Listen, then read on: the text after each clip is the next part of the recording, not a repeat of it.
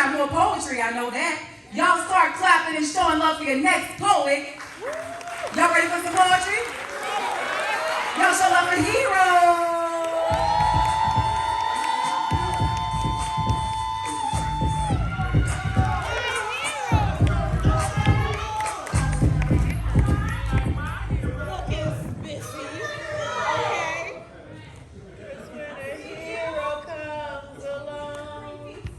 Go to work. Okay.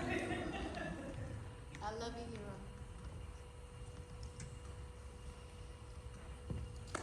So the other night, right, it's around 3 a.m., and I'm sitting at my desk, and I'm the definition of a cliche.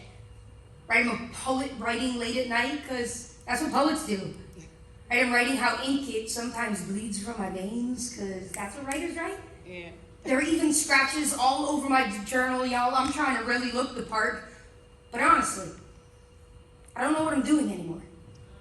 See, I have the inability to take my own advice, but I have to pretend I have it all together. Because see, right now I got 37 unread text messages asking me for help.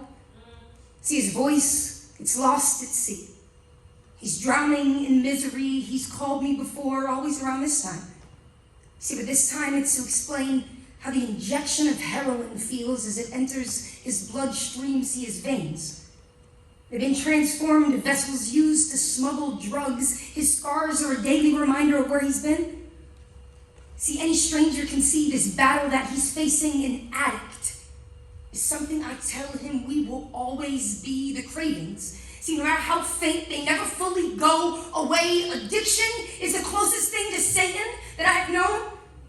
It's a demon I face every morning. I wake up and decide, today I will remain clean, or will.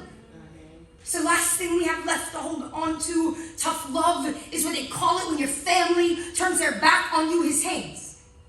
They're the instruments he decided to start using, when he decided to stop using, but when all the letters came back, returned to sender. See, he started using his fists to self-deliver his knuckles. They're now bruised and swollen from this anger inside of him. They connect to anything that gets in their way. You see, rage.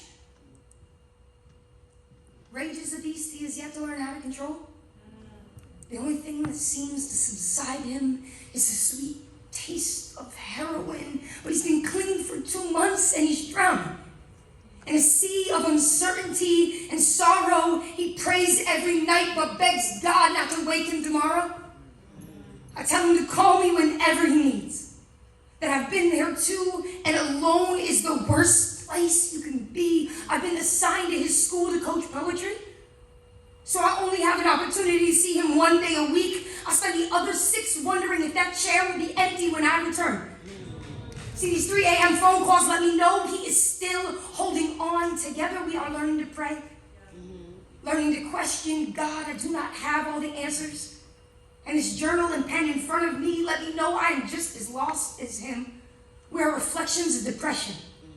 How cliche that I define my life's worth by these words that bleed out of my veins, but still try to give advice to someone who thinks he injects life into his.